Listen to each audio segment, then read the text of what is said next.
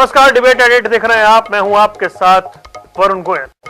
छत्तीसगढ़ के नारायणपुर में सुरक्षा बलों ने नक्सलियों के खिलाफ जो अभियान चलाया उसमें बसव राजू की मौत के बाद अब यह माना जा रहा है कि देश में दशकों से चली आ रही नक्सलवाद के खिलाफ लड़ाई निर्णायक मोड़ पर आ पहुंची।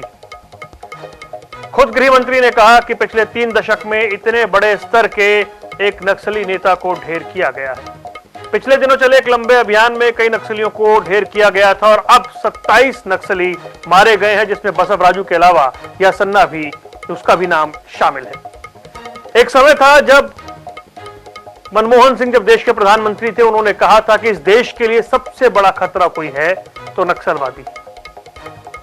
अब जब हमारे गृह मंत्रालय ने यह कहा कि अति प्रभावित क्षेत्रों की संख्या सिमटकर 6 रह गई है।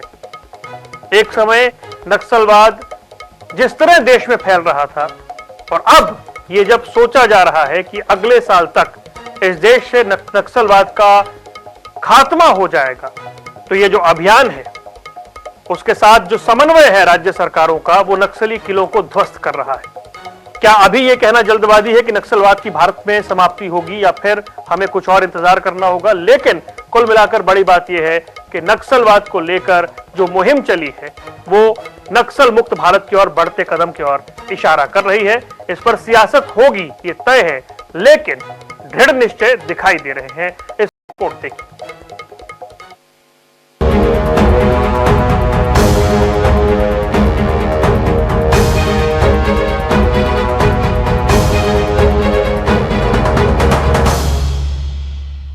मार्च 2026 को इस देश की भूमि पर से हम नक्सलवाद को पूर्ण रूप से समाप्त करने का काम करेंगे। केंद्रीय गृह मंत्री अमित शाह अगस्त 2024 और दिसंबर 2024 में छत्तीसगढ़ दौरे पर आए थे। इस दौरान उन्होंने अलग अलग मंचों से नक्सलियों को चेतावनी जारी की थी। उन्होंने चेताया था कि हथियार डाल दें, हिंसा करोगे तो हमारे जवान निपटेंगे। यही उन्होंने एक डेडलाइन भी जारी की थी कि 31 मार्च 2026 तक पूरे देश से नक्सलवाद का खात्मा कर दिया जाएगा। हम सब कटिबद्ध है छत्तीसगढ़ को 31/3/2026 के पहले नक्सल मुक्त करने के लिए। शाह के डेडलाइन जारी करने के बाद से बस्तर में नक्सलियों के खिलाफ ऑपरेशन काफी तेज हो गए। छत्तीसगढ़ में नक्सलवाद अब अपनी अंतिम सांसें गिन रहा है। चुन चुन कर नक्सलियों को पाताल से निकाला जा रहा है और उनकी सही जगह पर भेजा जा रहा है। छत्तीसगढ़ के नारायणपुर जिले में बुधवार सुबह सुरक्षा बलों ने 27 नक्सलियों को मार गिराया।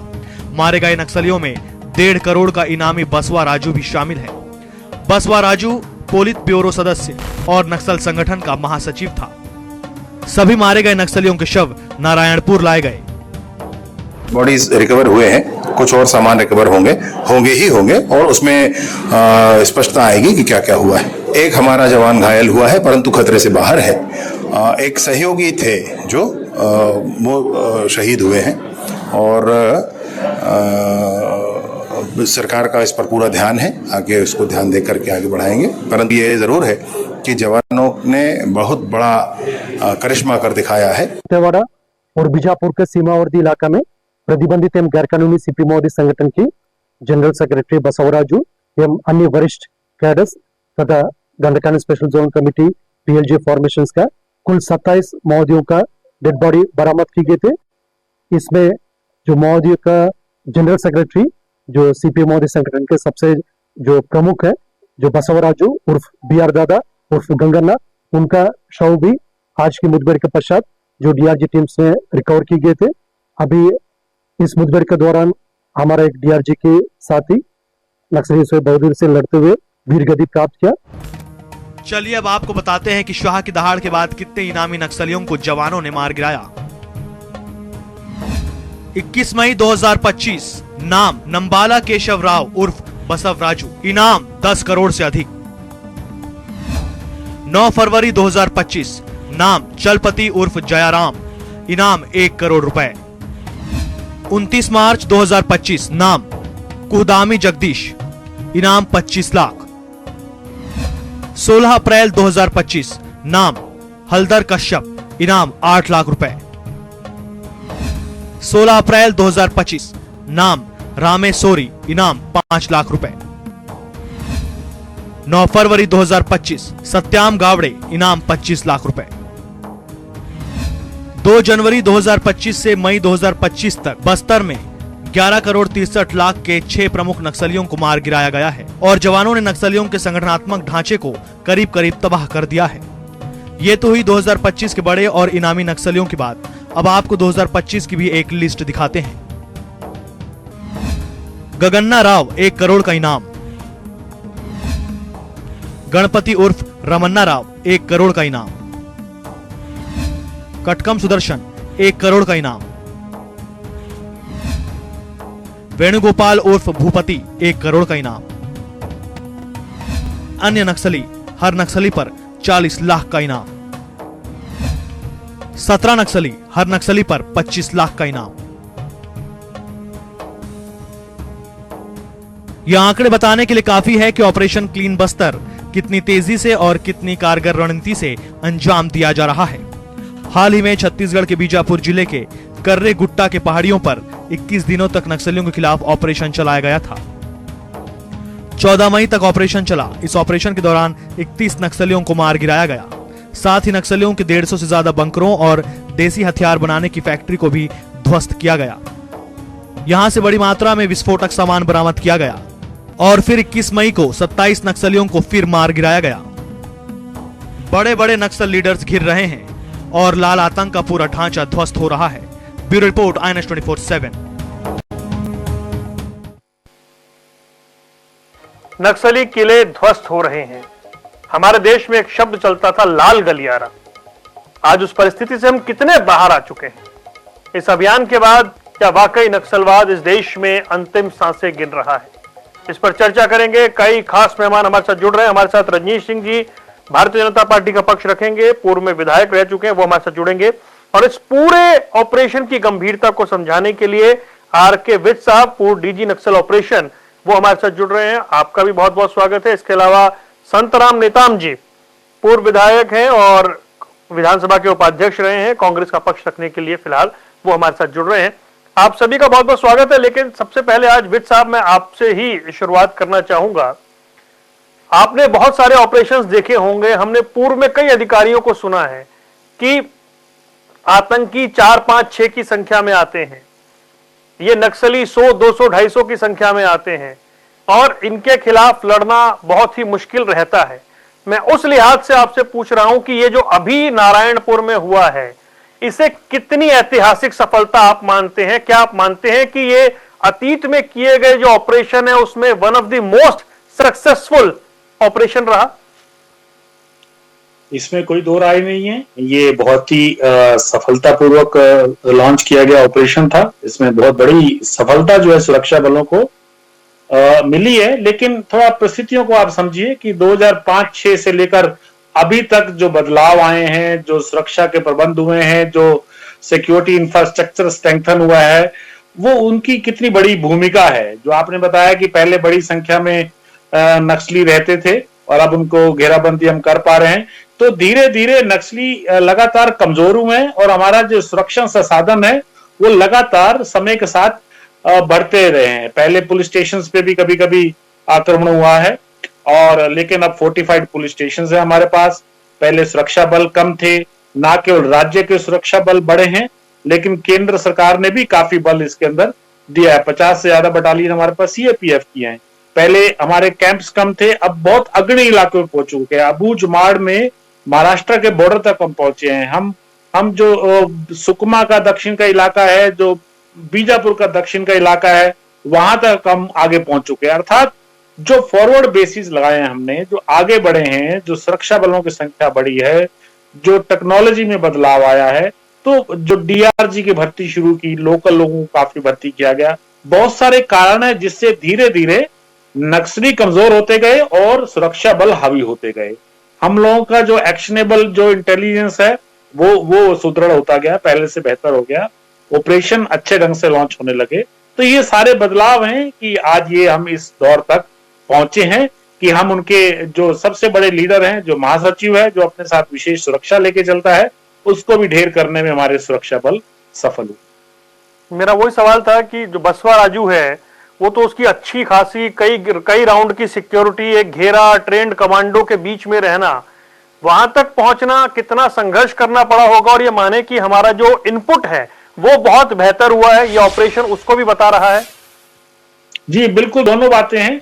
देखिए, माओवादियों का जो महासचिव है, ये 2006 की बात है, तब से इन्होंने अपनी एक कंपनी गठित की थी जो सीसी प्रोटेक्शन कंपनी बोलते हैं। तो जब भी महासचिव इनका चलता है तो एक पीएलजी की कंपनी लेकर चलता है। तो 50 से 70 लोग पहले हुआ करते थे, धीरे धीरे 50 की संख्या में हो गए हैं। तो वो बल और जिस इलाके में वो चलते हैं उस इलाके की जो इकाइयां हैं वो अतिरिक्त रूप से सुरक्षा उनको प्रदाय करती हैं। उसके बाद फिर मिलिशिया रहता है, जो आरपी, जो जनता सरकार का मिलिशिया रहता है, वो सुरक्षा, अर्थात 2-3 लेयर्स में उसकी सुरक्षा रहती है।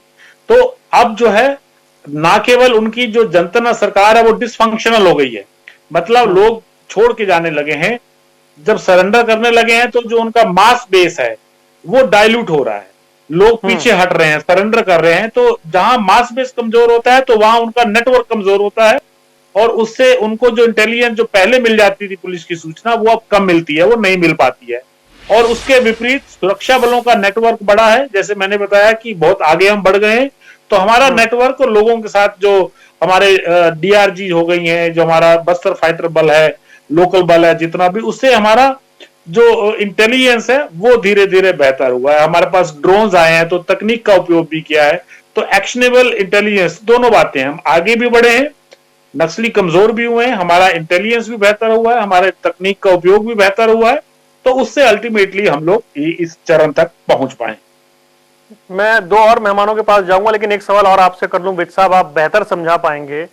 राज्य और केंद्र का समन्वय, इसकी भूमिका कितनी महत्वपूर्ण रहती है, या अभी जो मौजूदा स्थिति है उसमें कितना बड़ा रोल इसने प्ले किया है? देखिए, मुझे लगता है कि ये जो पॉलिटिकल विल होती है वो बड़ी महत्वपूर्ण होती है। अगर केंद्र सरकार और राज्य सरकार मिलकर कोई लक्ष्य स्थापित करते हैं तो उससे कई फायदे होते हैं, जो नीचे सुरक्षा बलों को भी मिलते हैं। जो केंद्रीय बल है, जो राज्य बल है, उनमें ऑटोमेटिकली जो कोऑर्डिनेशन है, वो समन्वय है, वो बेहतर हो जाता है, आगे बढ़ने में सुविधा मिलती है। जो कैंप स्थापित करने होते हैं वो बहुत जल्दी हो जाते हैं, कैंप स्थापित करें, मिलजुल के काम करने में काफी सुविधा होती है। तो जो ये पॉलिटिकल विल है, ये किसी भी ऑपरेशन के लिए, इस प्रकार के ऑपरेशन के लिए मुझे लगता है बड़ी महत्वपूर्ण है। वो इसलिए भी जरूरी है कि देखिए, जो पुलिस है और पब्लिक ऑर्डर है, ये सब्जेक्ट पुलिस, ये स्टेट सब्जेक्ट है, अर्थात केवल स्टेट उसमें काम कर सकती है। लेकिन अगर केंद्र के बल हैं तो अगर समन्वय नहीं होगा तो उनका पूरा लाभ नहीं मिल पाएगा। इसीलिए ये समन्वय बहुत जरूरी है। केंद्र और राज्य ने जब एक लक्ष्य तय किया तो मुझे लगता है उसको अचीव करने में डेफिनेटली सुविधा हुई है। ठीक है, रजनीश जी के पास चल रहे। रजनीश जी, मुख्यमंत्री ने कहा कि नक्सलवाद अपने अंतिम दौर में है। देश के गृह मंत्री ने यह कहा कि जो हमारा टारगेट है मार्च 2026 तब तक नक्सलवाद मुक्त भारत होगा।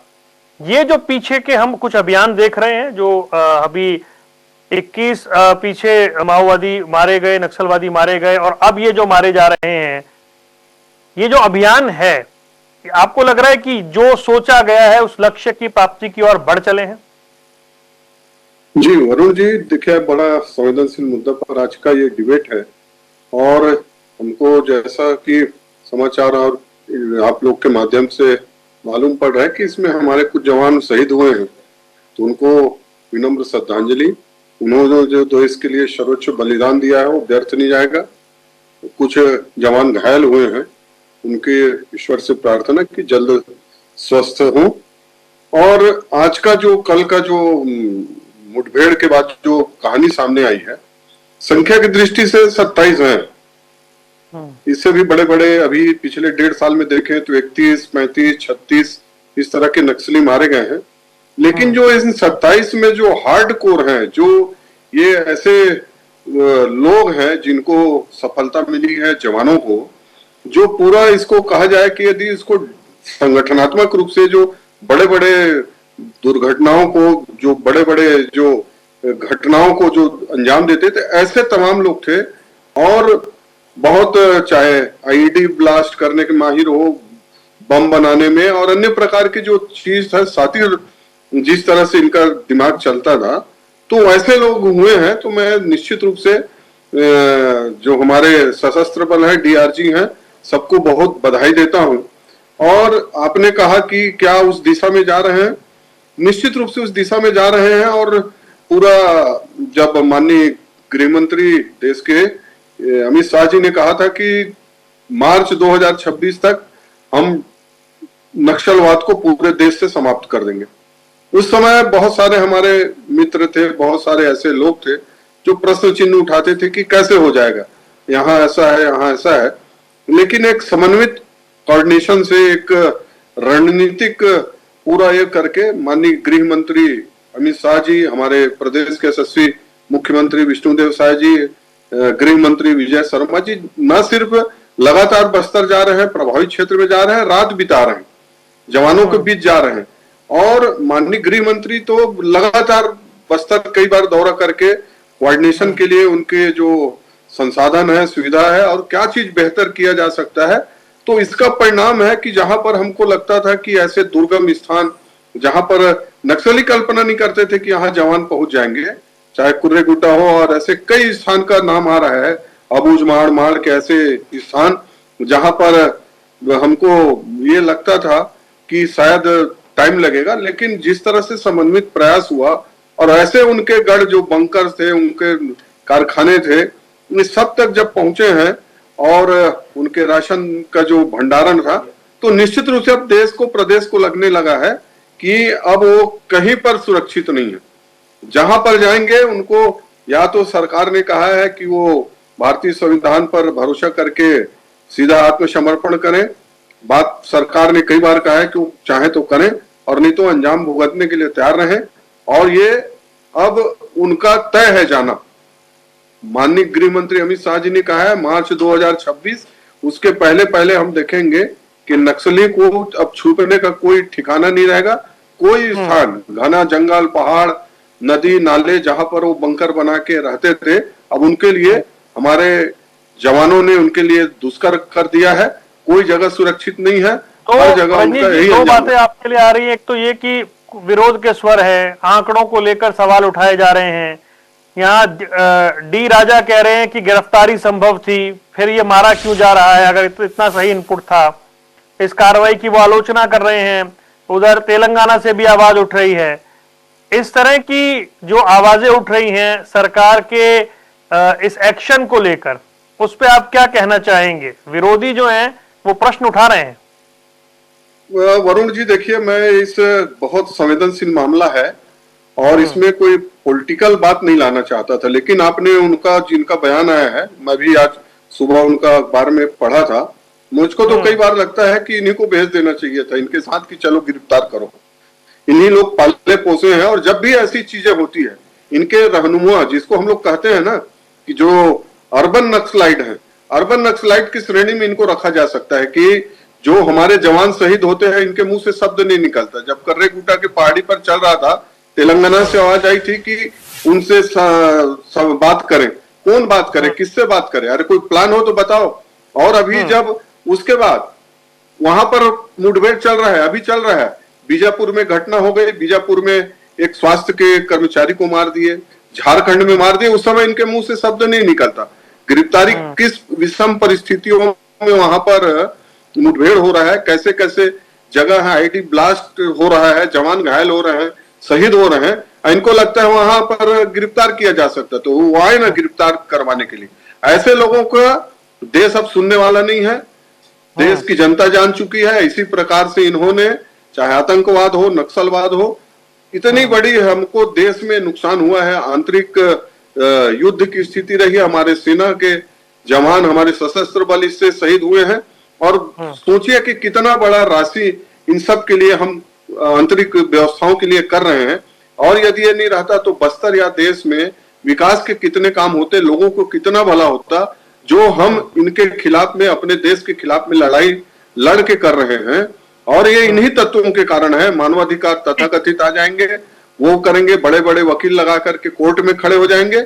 लेकिन जब किसी सामान्य नागरिक की हत्या होती है, किसी सुरक्षा जवान की हमारी हत्या कर दी जाती है, 76 लोगों को आईडी ब्लास्ट कर उड़ा देते हैं, कांग्रेस के नेताओं को कर दिए झीरम घाटी में, इसके बाद भी हम इसके कहीं ना कहीं जस्टिफिकेशन के लिए खड़ा हो जाते हैं।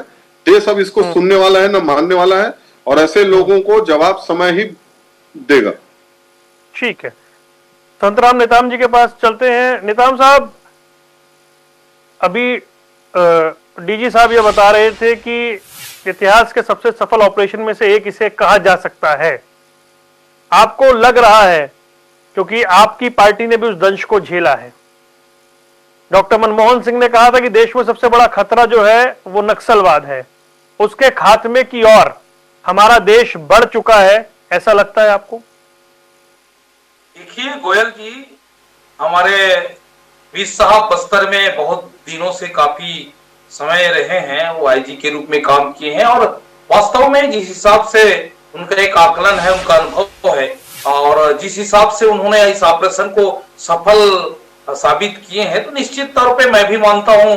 और जिस हिसाब से ऑपरेशन चल रहा है, और लगातार जो बस्तर के बीहड़ जंगलों में, पहाड़ों में घुस के जवान हमारे आज नक्सलियों को बैकफुट पे ला दिए हैं और खात्मों की ओर बढ़ रहे हैं, और जितना सफलता आज कम समय में जो मिल रहा है, तो निश्चित तौर पे हमारे सुरक्षा बल सभी के, चाहे डीआरजी हो, चाहे सीआरपीएफ हो, चाहे हमारे बस्तर फाइटर के जवान हो, सारे सुरक्षा बल के लोगों ने समन्वय बना के जो काम कर रहे हैं और लगातार आगे बढ़ रहे हैं, और सफलता जो मिल रहा है, मैं उनको बधाई देता हूं। और अभी जो खबर आई है कि कुछ हमारे जवान शहीद हुए हैं, उनको मैं अपनी ओर से श्रद्धा सुमन अर्पित नमन करता हूं। साथ में घायल जवान जो है, उनके लिए भगवान से प्रार्थना करता हूं कि उनका जल्द स्वास्थ्य में सुधार आए।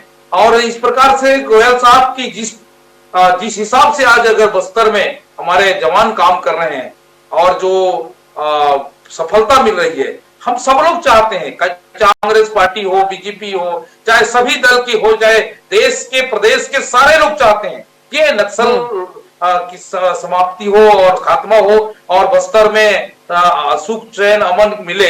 इस हिसाब से हमारी सरकार ने भी लगातार इस क्षेत्र में काम किया, इस नक्सली के खात्मा के काम किए। सबसे ज्यादा आप देखेंगे कि जब हम 18 से 2023 तक हमारी सरकार थी, तो हमारा जो प्लान था ये था हमारा कि सबसे ज्यादा अगर नक्सलवाद की खात्मा की ओर जाएं, तो कैंप स्थापित करना, कैंप के माध्यम से हम सड़क बनवाएं, वहां पर छोटे छोटे पुल पुलिया बनाए, ताकि आवागमन बढ़े लोगों में, नक्सलियों के प्रति जो एक पहले जैसे एक भावना रहती थी, उससे कहीं ना कहीं विकास के माध्यम से हम आगे बढ़ते गए, तो कहीं इसका फायदा मिला। और दूसरी बात, मैं तो धन्यवाद देना चाहता हूं भूपेश बघेल जी को, क्योंकि जो बस्तर की भौगोलिक परिस्थिति है, उस क्षेत्र के लोग, बस्तर के युवा जो लड़के थे, लड़कियां हैं, उनको बस्तर फाइटर में भर्ती किया गया।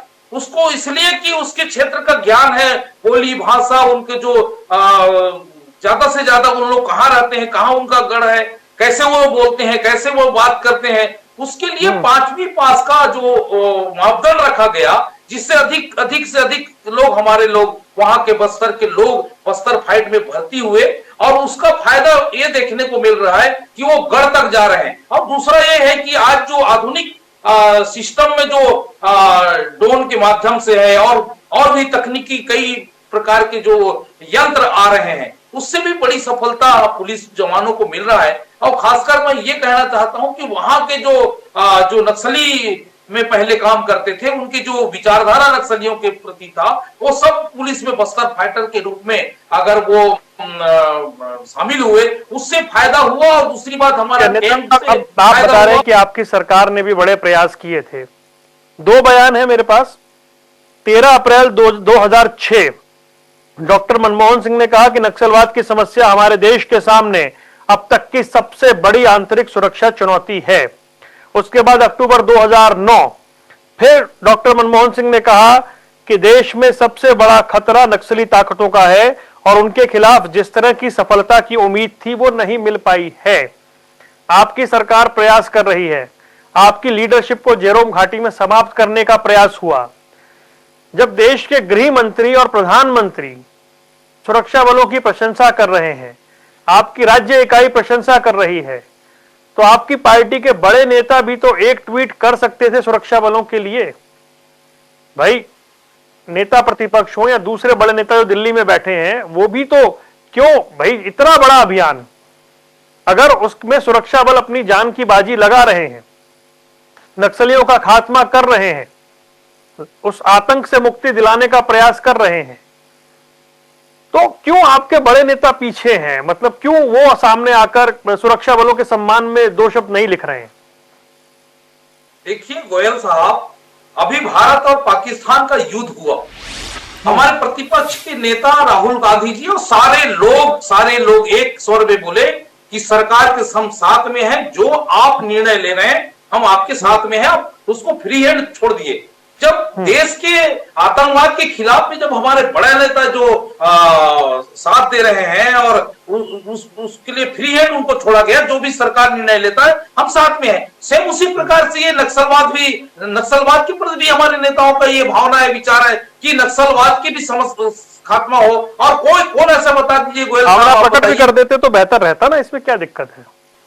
दिक्कत बिल्कुल ये है कि सारे हम लोग भी चाहते हैं, कांग्रेस के नेता भी चाहते हैं कि नक्सलवाद के, क्योंकि हम लोग बस्तर में रहते हैं गोयल साहब, हम लोग जानते हैं कि कैसे यहाँ के परिस्थितियां से लोग गुजरते हैं, यहाँ के आदिवासी समाज के लोग कैसे जीवन यापन करते हैं। सारे लोग इस समस्या से त्रस्त है और ग्रस्त है, तो सभी लोग चाहते हैं, ऐसे कोई नेता नहीं चाहता कि ये समस्या का समाप्त ना हो, सारे लोग चाहते हैं गोयल साहब। अब हम लोग यहाँ लोगों के बारे में आपकी क्या टिप्पणी है, जो लेफ्ट पार्टीज के नेता हैं डी राजा, जिन्होंने कड़ी आलोचना की है सैन्य अभियान की? देखिए गोयल साहब, ये जो आपने कहा कि कौन किसका कैसा व्यक्तिगत विचार है, उस पर तो मैं टिप्पणी नहीं करूंगा, पर हम डी राजा प्रमुख लेफ्ट दलों के नेता हैं, आपके गठबंधन के सहयोगी हैं भाई, इंडिया अलायंस के, वो कड़ी आलोचना कर रहे हैं, तो व्यक्तिगत नहीं ना। आप बताइए कि वो गलत कह रहे हैं, उन्हें ऐसा नहीं कहना चाहिए। तौर पे वो कोई भी हो, अगर इस प्रकार से सुरक्षा बल अच्छा काम कर रहे हैं, नक्सलवाद के खात्मा की ओर बढ़ रहे हैं, तो हम तो कहते हैं ऐसे विषय में अगर इस प्रकार से कर रहे हैं तो हमने तो बुलाया था लेफ्ट पार्टी के प्रवक्ता को, वो अब नहीं जोड़े तो भाई क्या कर सकते हो?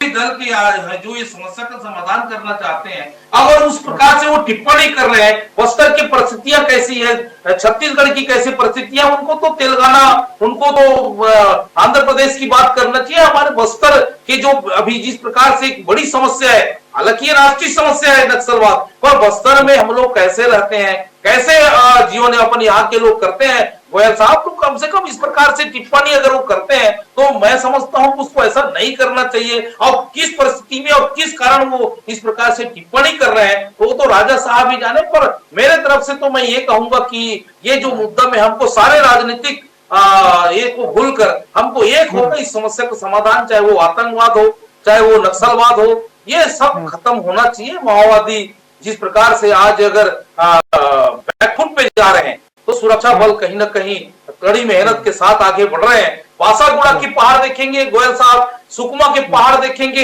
ऐसे परिस्थितियां हैं वहां, ऐसे भौगोलिक परिस्थितियां हैं कि जिस हिसाब से आप वहां पर जिस प्रकार से हमारे सुरक्षा जवान जहां वहां पर घुस रहे हैं, मैं तो उनके जो बहादुरी को सलाम करना चाहूंगा कि वास्तव में, और बड़े नेताओं अधिकारी जो समन्वय बिठा के वहां पर काम कर रहे हैं एक साथ, और जो सफलता दिखता है अपने को अभी, तो निश्चित तौर पे कहीं ना कहीं ये समस्या का समाधान बहुत जल्दी होना चाहिए, अभी सभी लोग चाहते हैं। ठीक है आर के विट साहब, आपने बिल्कुल जमीन पर जाकर वहां के हालात के बीच में, मतलब आपसे बेहतर कोई समझा नहीं सकता है क्या, मतलब वो अंग्रेजी में कहते हैं क्या इट्स टू अर्ली टू से, या फिर हम आपका अनुभव क्या कहता है, क्या वाकई जो मार्च 2026 की डेडलाइन है उस वचन को हम हकीकत में बदलने के करीब हैं क्या? देखिए, अभी अगर आप पिछले 1-1.5 साल के ऑपरेशन को देखेंगे तो उसी दिशा में काम आगे चल रहा है। तो मैं ये जरूर कह सकता हूं कि माओवादी गतिविधियों पर जो पर्याप्त ढंग से एक सफिशिएंट कंट्रोल जिसको बोलते हैं, वो मार्च 26 तक अवश्य आ जाएगा। देखिए, अगर आप माओवादियों की पिछली उनकी जो बैठक हुई थी 1 अगस्त 2024 में, उनके पॉलिट ब्यूरो ने एक निर्णय लिया था। उन्होंने ये निर्णय लिया था कि वो अब जो है हार रहे हैं, उनका मास बेस कमजोर हो रहा है, तो वो लड़ने की स्थिति में नहीं है, तो वो डिफेंसिव जो है मोड में आ चुके हैं। तो उनका ये मानना था कि वो पुलिस के घेरे में आने से बचें। उन्होंने अपनी बड़ी बड़ी इकाइयों को तोड़ के छोटी इकाइयों भी कर दी। लेकिन उन्होंने एक निर्णय ये भी साथ भी लिया था कि पुलिस अगर वो कहीं कमजोर दिखे तो वहां अटैक कर दिया जाए। तो ये उनका निर्णय, तो हालांकि वो पीछे हट की स्थिति में, जिसको टेम्परेरी रिट्रीट कहते हैं, वो कि अस्थायी रूप से पीछे हटने की स्थिति में वो आ चुके थे और उन्होंने ऐसा घोषित भी किया।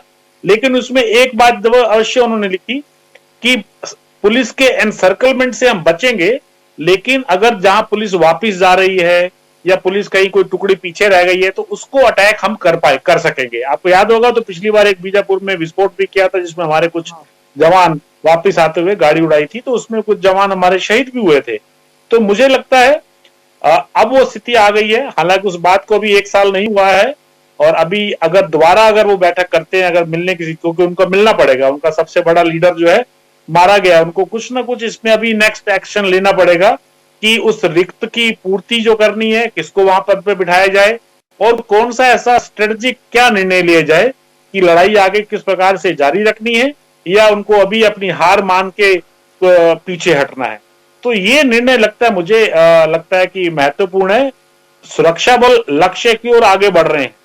उन्होंने बार बार, आपने देखा होगा कि शांति वार्ता के लिए वो रिक्वेस्ट कर रहे हैं, वो बिल्कुल रिक्वेस्ट की, अनुरोध की कैटेगरी में आ चुके हैं कि हम अपील करते हैं। वो दूसरे ग्रुप्स को प्रेशराइज, वो कह रहे हैं कि दूसरे ग्रुप जो है सरकारों पे प्रेशर डालें कि इनको ये समझ पक्का आ गया है कि वो लड़ाई अब ये जीत नहीं सकते, वो लड़ाई जीत नहीं सकते हैं। अब उनको अपना औचित्य सिद्ध करना है, अपना अस्तित्व बचाए रखना है। तो वो चाह रहे हैं कि वार्ता के माध्यम से वो जो और उनको नुकसान ना हो।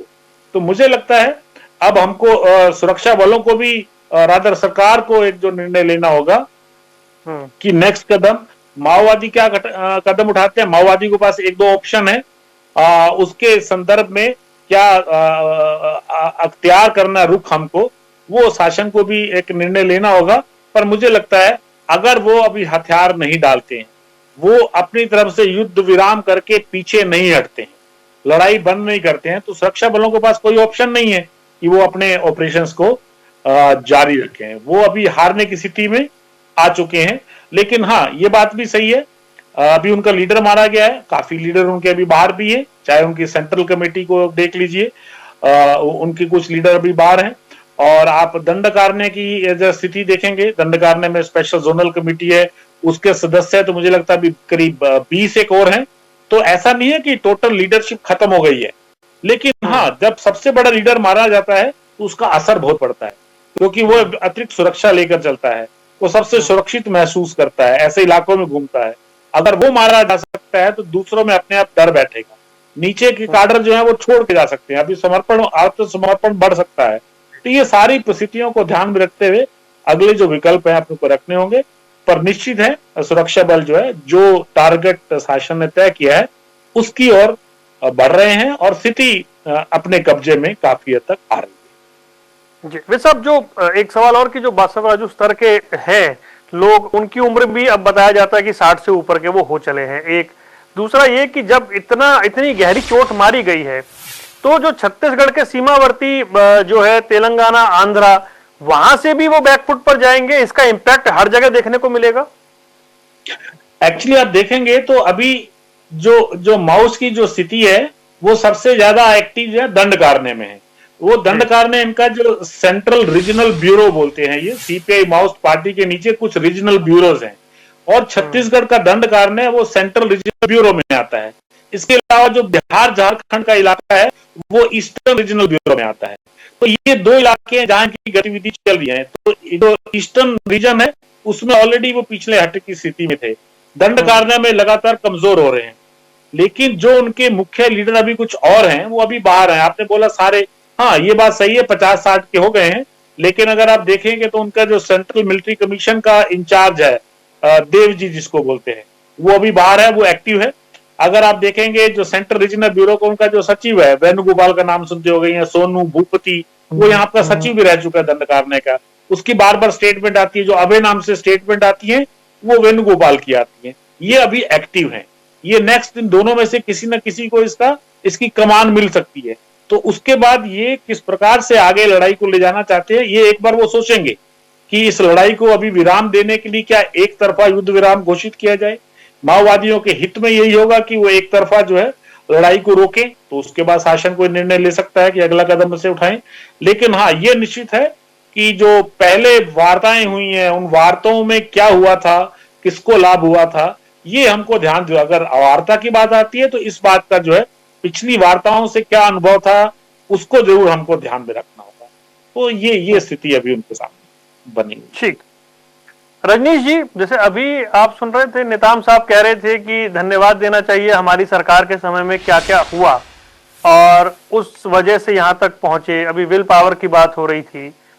तो कुल मिलाकर ये देखा जाए तो इसे कैलकुलेटिव एफर्ट माना जाए, या ये कहें कि जी आपकी सरकार आने के बाद परिस्थितियां बिल्कुल बदल गई, क्या ये कहना ठीक रहेगा? देखिए वरुण जी, अभी हमारे मित्र हैं, वो अच्छे मित्र हैं नेताम जी, और कल भी मैं एक दो डिबेट में था, इसी विषय पर था। तो कल उनका थोड़ा सा स्टेटमेंट फिसल रहा था उनके, चूंकि लोकल जो यहाँ के लीडर हैं उनका लाइन कुछ दूसरा चल रहा था। आज हो सकता है उसमें बातचीत एक खुद किए हों और बोले हों कि हमारी फजीहत मत करवाओ, तो हो सकता है थोड़ा सा लाइन लिया, नहीं तो कल भी ये इस विषय को ले रहा था। और मैं इसको बिल्कुल पॉलिटिकल एंगल में नहीं ले जाना चाहता। यदि कांग्रेस पार्टी और नेताम जी जैसे लोग यहाँ पर अच्छी पॉजिटिव बात कर रहे हैं तो हम भी पॉजिटिव बात करेंगे। और मैं उनके 5 साल में क्या हुआ नहीं हुआ छत्तीसगढ़ जानता है, हम सब लोग देखे हैं, वो पूरा आंकड़े सहित सब बताऊंगा। तो उसमें कहीं कुछ नहीं है। जब माननीय विष्णुदेव जी की सरकार बनी है, माननीय अमित शाह जी ने साफ साफ जब कहा है, जब प्रेशर बढ़ना शुरू हुआ, घोषित किए, लगातार एक रणनीति बनी, उसके बाद ये परिणाम आ रहे हैं। अब वो थोड़ा श्रेय लेना चाह रहे हैं, तो अब वो जनता तय करेगी। मैं बोलूंगा तो नेताम जी को थोड़ा बुरा लगेगा, लेकिन ये सच्चाई है कि कहीं कुछ नहीं हुआ था। माननीय नरेंद्र मोदी जी की सरकार जब देश में बनी, चाहे आतंकवाद हो चाहे नक्सलवाद हो, जीरो टॉलरेंस और दृढ़ इच्छाशक्ति के साथ। माननीय डीजी साहब ने बहुत अच्छी बात कही कि पॉलिटिकल विल की बात है। अब ये सेना की बात आती है, अभी थोड़ा सा सेना का जिक्र किए तो बोलते हैं तो सेना किया है, इसमें प्रधानमंत्री क्या है। तो मैं पुराने चीजों को इनको याद दिलाऊंगा तो इनको तकलीफ होगा। इसलिए सबसे महत्वपूर्ण चीज है कि 50 साल से 5 दशक से नक्सली समस्या, आतंकवाद की जो समस्या थी, उसको हम देश बहुत गंभीरता से, संवेदनशीलता से झेलते आ रहे हैं। और क्या क्या नुकसान नहीं हुआ, पूरा देश कितना प्रताड़ित, पीड़ित, मानवता शर्मसार होते, लगातार संवेदना समाप्त होते जा रही थी। लेकिन माननीय मोदी जी ने, माननीय अमित शाह जी ने बिल्कुल एक स्ट्रिक्ट एक लाइन में जीरो टॉलरेंस बोल करके इसको समाप्त किया। और इसका परिणाम है कि पिछले 10-11 साल में आतंकवाद 10 बार सोच रहे हैं और कहीं गलती से छोटी सी घटना कर रहे हैं तो उनके 4-5 आतंकवादी छोड़िए, उनके आकाओं के आप बम और मिसाइल जा रहे हैं। जो नक्सलवाद है वो भी अंतिम सांस ले रही। कहा 200 से प्लस जिला देश का प्रभावित था, घटते घटते 20, 25, 30 में आ गई है। पूरा रेड कॉरिडोर था। आपने शुरुआत में कहा था कि नक्सली पूरा देश में एक रेड कॉरिडोर की बात होती थी कि वहां से निकलना, गुजरना, जाना, मतलब आम नागरिक या पुलिस बल, कोई भी वन के अधिकारी, कोई भी शासकीय कर्मचारी अधिकारी जिनको उनके कृपा पर उस रोड से जाना रहता था, जा रहे हैं, उनकी कृपा है तो ठीक है, नहीं तो जाओगे तो वहां से जिंदा नहीं लौट पाओगे। ये स्थिति 50 दशक से थी। लेकिन विल पावर से माननीय अमित शाह जी ने, माननीय नरेंद्र मोदी जी ने प्रदेश सरकार को अभी तो मैंने पूछा नेताम साहब से कि जो बड़े नेता हैं दिल्ली में कांग्रेस के, उन्हें भी कम से कम इस मौके पर लिखकर, अगर ये ऐतिहासिक सफलता है जैसा सब कह रहे हैं, तो फिर सुरक्षा बलों का हौसला बढ़ाना चाहिए था। दिक्कत रहा है, मैं फिर कह रहा हूं कि मैं राजनीतिक विषय भी नहीं लूंगा, लेकिन अभी जो देश के हमारे सेना ने जो जांबाजी दिखाई है, जो देश में गौरव, आत्मगौरव भरा है, हम सबको सिर उठा दिया है पूरे विश्व में, उसमें भी अभी इनके बड़े बड़े नेताओं का क्या बयान आ रहा है। इनसे हम यदि ये उम्मीद करें, इनको तो लगता है कि कहीं भारतीय जनता पार्टी का इसमें श्रेय न मिल जाए। अरे अब नेताम जी हमारे मित्र हैं, अच्छे व्यक्ति हैं, अब उनके हाथ में कुछ है नहीं, अब यहाँ आके बोल दे रहे हैं। वो पता लगा उनको बाद में नोटिस मिल गया कि क्यों वहां जाके भारतीय जनता पार्टी के सुर में सुर मिला रहे थे। ये मुद्दा असल में वरुण जी आतंकवाद, नक्सलवाद देश का मुद्दा है, 140 करोड़ लोगों का है। हम गरीबी से लड़ सकते हैं, शिक्षा से लड़ सकते हैं, विकास के नए नए काम हो सकते हैं। ये डीजी साहब बैठे हैं, उनको बहुत अच्छे से हम लोग से ज्यादा जानकारी है। आप सिर्फ छत्तीसगढ़ में यदि जो बजट है, केंद्रीय बजट जो मिलता है और राज्य का जो बजट है, और क्यों सिर्फ नक्सलियों को रोकने के लिए वहां पर हमारा कैंप खोलने के लिए कितनी बड़ी राशि खर्चा हो रही, कितने हमारे जवान, कितने हमारे एनर्जी व्यर्थ में जा रहे, जिसमें हम यदि पॉजिटिव वे में करते तो कहां से कहां होता छत्तीसगढ़, वो राशि छत्तीसगढ़ में लगता तो कहां से कहां होते। लेकिन ये दुर्भाग्य रहा है इस देश का। लेकिन इन 11 सालों में देश की जनता ने सब चीज समझा है, और जो ऐसे नैरेटिव करने वाले लोग हैं उनको पॉजिटिव वे में राजनीति करना पड़ेगा, नहीं तो देश की जनता, माननीय प्रधानमंत्री जी ने कहा था कि आतंकवादियों की बची खुची जो जमीन है मिट्टी में मिला दी जाएगी। ऐसे जो नैरेटिव गढ़ रहे हैं, जो देश के सेना को, हमारे इंजीनियर, डॉक्टर और भी जो लोग हैं, ऐसे लोगों को खिलाफ में जो नैरेटिव गढ़ेंगे, उनको क्वेश्चन मार्क करेंगे, तो देश की जनता ऐसे राजनीतिक दलों का राजनीति भी मिट्टी में मिला देगी। हम देख रहे हैं, इसलिए हमारा तो सब आग्रह रहता है, हमने करके दिखाया है। हमको अभी 10 साल 15 साल केंद्र में हुआ है, राज्यों में हमारी सरकार नहीं होती थी, 55 साल 60 साल लगातार देश में 5 से प्रधानमंत्री तक राज किए हैं। लेकिन राष्ट्रीय हित, नेशनल इंटरेस्ट की जहां बात आती थी, वहां पर हमारे जितने नेता रहे खड़े रहते थे कदम से कदम मिलाकर, कभी कोई प्रश्न चिन्ह नहीं करते थे, सरकार के साथ होती थी, पूरी ताकत के साथ होती थी, कहीं एक शब्द नहीं निकलते। लेकिन आज वो स्थिति कई बार हम देख रहे हैं, लगातार देख रहे हैं कि नहीं है। लेकिन ठीक है, धीरे धीरे समझ में आ रहा है। नेताम जी शायद बात करेंगे अपने नेताओं को कि सेना को सम्मान कर दो, हमारे सशस्त्र बल, डीआरजी, बस्तर फाइटर, उनको सलाम कर दो, आप सब बस्तर वाले हो, उनको भी थोड़ा बधाई दे दो, उनके प्रति संवेदना व्यक्त कर दो। इतने कठिन परिस्थितियों में 45 डिग्री तापमान में भूखे प्यासे 25-25 दिन का ऑपरेशन चला रहे हैं, 250 किलोमीटर वर्ग किलोमीटर में, कितनी पहाड़ी, कितनी घने जंगल, नदी नाले, आईडी बम का कहां पर एक्सप्लोजन हो जाए। नेताम जी से मैं पूछ लेता हूँ ना, फिर आपने जो कहा मैं उन्हीं से पूछ लेता हूँ। क्यों नेताम साहब, भाई कोई लाइन को लेकर कोई असमंजस की स्थिति तो नहीं है ना, हार्ड लाइन या सॉफ्ट लाइन, कोई स्थिति तो नहीं है जैसा अजनीश जी कह रहे हैं। देखिए गोयल जी, हमारे रजनीश सिंह जी बहुत अच्छे व्यक्ति हैं और काफी अनुभव भी है, विद्वान भी है, हमारे अच्छे मित्र भी हैं, 5 साल काम किए, पर बात बनाने में काफी माहिर है वो। और वो जानते हैं कि अगर डिबेट में मैं बात करूं, सरकार की तारीफ करूं, तो हो सकता है निगम मंडलों में मेरा कहीं एडजस्ट हो जाए, तो चलो उसकी एक मजबूरी है सरकार का तारीफ करना।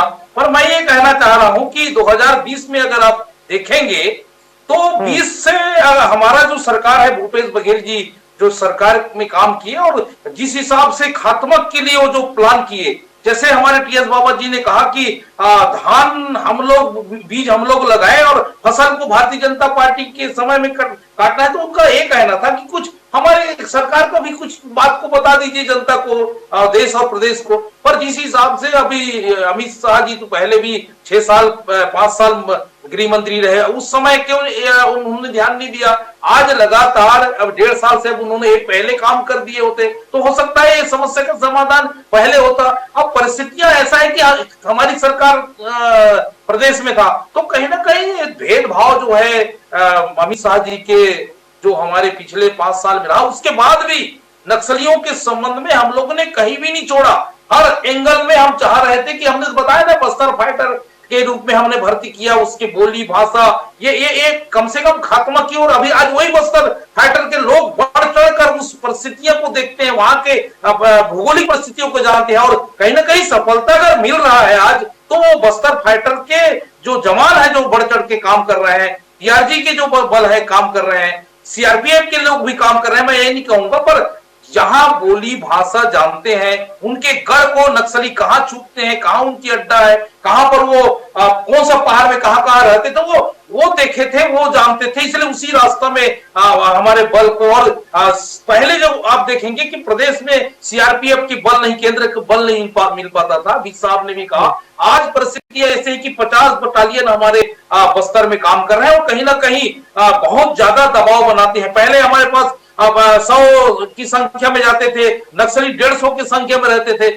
आज हमारा 1000, 2000, 3000 बल एक साथ चलते हैं। तो कहीं ना कहीं तो इसका जो सफलता है वो हमारे सरकार के समय में था। और मैं ये कहूंगा कि कोई इसमें दो मत नहीं है कि दिल्ली में बैठे हमारे कांग्रेस के नेता भी ये बात को कह रहे हैं कि नक्सली समस्या एक बड़ी समस्या है, इसकी समाधान होना चाहिए। तो उनसे ट्वीट करवाइएगा जब वो कह रहे हैं। तो मतलब मैं डिबेट में आने से पहले देख रहा था कि कोई बड़ा नेता जो है दिल्ली में बैठा, वो कम से कम इतना तो लिख दे कि हमारे सुरक्षा बलों को सलाम है जो इतनी मेहनत कर रहे हैं। छत्तीसगढ़ कांग्रेस के नेता लिख रहे हैं, दिल्ली वाले भी लिख दें, क्या जा रहा है? कोई दिक्कत नहीं था। दीपक वैद्य जी ने भी कहा कि नक्सली समस्या का समाधान होना चाहिए, पर आप ये करवा दीजिएगा काम। मैं आता हूँ शिशिर राय चौधरी जी के पास चल रहे, बहुत बहुत स्वागत है आपका। शिशिर जी, अब तो हम कार्यक्रम के एकदम दूसरे चरण में हैं। दो सवाल है, एक तो ये कि अभी डीजी साहब ने कहा था विल पावर की बात है, दूसरा ये कि जो एक डेडलाइन रखी गई है मार्च 2026, कितनी संभावनाएं या कितनी आशा आपको दिख रही है? वहां तक क्या पहुंचते हुए ये सरकार, हमारे सुरक्षा बल दिखाई दे रहे हैं, और विल पावर की भूमिका क्या है उसमें? जी देखिए, स्वाभाविक रूप से विल पावर की जो भूमिका है वो सर्वाधिक महत्वपूर्ण है। महत्वपूर्ण चीजों में से एक है। जहां तक हम 2026 की बात कर रहे हैं, 31 मार्च जो अमित शाह जी ने एक टारगेट दिया है, अगर हम उसको लेके देखें तो कल का जो इनकाउंटर था, माड़ का इनकाउंटर, वो एक डिसाइसिव रास्ता दिखा रहा है कि फोर्सेस किस तरीके से काम करने जा रही है। फोर्सेस बहुत स्पेसिफिक टारगेट ओरिएंटेड काम कर रही है, ऑब्जेक्ट ओरिएंटेड काम कर रही है। जो फोर्सेस है, वो जो टॉप लीडरशिप है, जो थिंक टैंक है, उसको उसने टारगेट किया हुआ है, फोकस किया हुआ है। बसवा राजू के बाद में जो हमको समझ में आता है, मैं उधर पे गया हुआ था, जो मुझे समझ में आया कि एक जो गाइड करने वाला पर्सनालिटी है इनके कैडर्स के पास में, माओइस्ट कैडर्स के पास में, उसका अभाव होता जा रहा है। और बसवा राजू की जगह ये चर्चा है कि वापस वो जो कमान है वो गणपति के पास जाएगी, जो और उनसे भी ज्यादा एजेड है। तो नया जो जनरेशन है, वो जनरेशन ऐसा दिखता नहीं है जिसकी बहुत बड़ी कोई एक्सेप्टेंसी हो।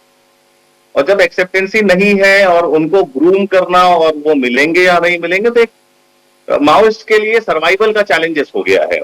मुझे ऐसा दिखाई दे रहा है। ठीक, मैं आपके लौटता हूं जल्दी से, समय थोड़ा कम है। विद साहब, जब यह कहा जा रहा है कि अब अंतिम सांसें ले रहा है, तो एक प्रश्न मेरे पास आया था कि गजरेला सरैया, किशन जी, अप्पा राव जब ये मारे गए तब भी कहा गया था कि जी कमर टूट गई है। तो अभी ये जल्दबाजी तो नहीं है ये कहना कि हाँ ये समापन की ओर है, या अभी कुछ और डिसाइसिव, निर्णायक करने की जरूरत है? देखिए, जैसे मैंने पहले कहा कि देखिए, एक लीडर, उनका सबसे बड़ा लीडर मरा है। जो किशन जी मेरे या जितने भी थे, वो नंबर 2-3 के लीडर थे, राइट। तो सबकी सुरक्षा के अलग अलग इनके सिस्टम हैं। तो जब बड़ा लीडर मरता है तो ये निश्चित है कि अभी भी ये किसी और न को बनाएंगे। आप गणपति की बात कर रहे हैं, हमारे मित्र, तो मुझे लगता है गणपति तो काफी ओल्ड भी हो गया और बीमार भी रहता है, इसी कारण से वो उसने स्टेप डाउन किया था। तो उसकी जगह मुझे लगता है एक दो एक्टिव हैं, जो एक मैंने नाम बताया आपको, देव जी जो मिलिट्री कमीशन का इंचार्ज है, या जो एक सेंट्रल रीजनल ब्यूरो का वेणुगोपाल का नाम आता है, जो दंडकारण्य में सचिव भी रह चुका है। ये अभी एक्टिव हैं, इनके बार बार स्टेटमेंट भी आते हैं, ये चलने फिरने में भी अभी ठीक है। तो चांसेस ज्यादा इनके है कि इनमें से किसी एक को वो चुनेंगे। इसलिए मैंने कहा कि अभी सेंट्रल कमेटी के कुछ सदस्य और भी हैं, दंडकारण्य कमेटी के कई सदस्य अभी बाहर हैं। तो लड़ाई को एकदम से हम ये समझें कि एक एक को खत्म कर दिया जाएगा, देखिए वो प्रैक्टिकली संभव नहीं होता है। तो मेरा, इसीलिए मैंने जो वर्ड यूज किया था, टर्म यूज किया था कि सफिशिएंटली कंट्रोल करना, पर्याप्त ढंग से सिचुएशन को कंट्रोल में ले लेना, कि उनके पास आप ये देखिए कि उनके पास अब विकल्प क्या है। मैंने बोला कि वो पीछे हट की स्थिति में, टेम्परेरी रिट्रीट की स्थिति में वो ऑलरेडी हैं, और अब वो किसी भी स्थिति में फोर्सेस पे अटैक वाले धोखा देके गुरिल्ला लड़ाई है, कभी कभी कुछ हो सकता है, क्योंकि आईडी ऐसी चीज है, उससे लड़ना मुश्किल रहता है। तो कुछ घटनाओं से मैं इनकार नहीं कर सकता हूं, पर लार्जली ये बात वो समझ गए हैं कि ये युद्ध को जीत नहीं सकते आने वाले समय में। तो उनको निर्णय ये लेना है कि किसी को रिप्लेस करके किसी दूसरे लीडर के साथ कुछ समय अभी और लड़ाई लड़नी है, या आपको यूनिलेटरली विड्रॉ करना है, या आप ये घोषित करेंगे जब भी इनके बड़े लीडर आपस में मिले कि लड़ाई अभी नहीं लड़ सकते, हम विराम दे रहे हैं, एक तरफा दे रहे हैं, कोई शर्त नहीं, बिना शर्त के एक तरफा विराम। ये दो विकल्प उनके सामने है। अगर वो लड़ना चाहते हैं, कुछ समय फोर्सेस तो आगे बढ़ेंगी, अभी जब तक वो विड्रॉ नहीं करते हैं, अपनी तरफ से सीज फायर घोषित नहीं करते कि हम लड़ना बंद कर रहे हैं, हम हथियार रख रहे हैं नीचे, जब तक वो नहीं करते तो सुरक्षा बल तो चलेंगे ना आगे, तो सुरक्षा बलों को आगे बढ़ना है। तो इसीलिए उनके पास विकल्प थोड़े से कम बच गए हैं। मतलब या तो वो खात्मे की ओर बढ़ेंगे, खात्मे का मतलब आप अल्टीमेटली हार मान जाएंगे, जैसे मैंने बोला एक एक को चुन के मारना संभव नहीं हो पाएगा, तो अल्टीमेटली हार मानेंगे कि अब हम और लड़ाई नहीं लड़ सकते सुरक्षा बलों से, तो वो हार मानना भी खात्मे के बराबर है। जरूरी नहीं है कि सभी को मारा जाए। तो मुझे लगता है ये निर्णायक दौर जो यही होगा कि उनको अब एक स्ट्रेटजिक रणनीतिक निर्णय लेना पड़ेगा कि इस लड़ाई को आगे किस प्रकार से लेकर जाए। ठीक है, अब बिल्कुल समय खत्म हो चुका, लेकिन 30 सेकंड शिशिर जी मेरे को सिर्फ इतना बता दीजिए आपकी क्रेडिट का मामला यहाँ उठेगा या इसे कैलकुलेटिव एफर्ट के तौर पर देखा जाना चाहिए? क्रेडिट का मामला ऑब्वियसली उठता है, ऐसे इनकाउंटर्स के बाद में वो फोर्सेस का भी रहता है और पॉलिटिकल क्रेडिट का भी रहता है। हमको इसको एक कम्युलेटिव एफर्ट की तरह देखना चाहिए, क्योंकि ये पॉसिबल नहीं था कि कोई एक फोर्स है। हाँ, ये जरूर है कि डीआरजी ने आउटशाइन कर दिया है सबको इस बस्तर में, जो पिछले 1 साल में उन्होंने काम किया है, लेकिन फिर भी बाकी सारे जो फोर्सेस हैं, बाकी सारे जो साथ मिला है पॉलिटिकल पार्टीज का भी, उसका पॉलिटिकल विल भी जो है, उन सारी चीजों को अगर हम कम्युलेटिव तरीके से देखते हैं तो वो हमारे लिए देखना ज्यादा बेहतर होगा, वो ज्यादा अच्छी दृष्टि होगी। ठीक है, हालांकि मैं पॉलिटिकल जानना चाह रहा था, जैसे क्योंकि अभी निताम साहब कह रहे थे कि हमारे समय में बहुत कुछ हुआ, रजनीश जी कह रहे थे कि हमारी सरकार आने के बाद एकदम समन्वय ऐसा बना। उन सब विषयों से इतर महत्वपूर्ण यह है कि एक जो लक्ष्य है उसकी ओर बढ़ता हुआ भारत दिखाई दे रहा है। जिस लाल गलियारे की चर्चा होती थी वो सिमट रहा है और अब संघर्ष के दिन में वो देख रहा है, मतलब हम कह सकते हैं कि वो अपने सबसे बुरे दौर में आ गया है। आप चारों मेहमानों का जुड़ने के लिए और विस्तार से चर्चा करने के लिए बहुत बहुत धन्यवाद। बात हो रही थी उस लड़ाई की जो लग रहा है कि अपने निर्णायक मोड़ पर आ चुकी है। इस देश में नक्सलवाद अतीत बने, इस उम्मीद के साथ हमारे सुरक्षा बल दिन रात एक कर रहे हैं। दंडकारण्य से लेकर के वो उन जंगलों में उतरे हुए हैं जहां पर कभी लाल आतंक रहता था, लेकिन अब की जो कार्रवाई है, ये उम्मीद की जा रही है कि ये कार्रवाई हमेशा हमेशा के लिए नक्सलवाद की कमर तोड़कर रख देगी। इस खास पेशकश में इतना ही, दीजिए इजाजत, नमस्कार।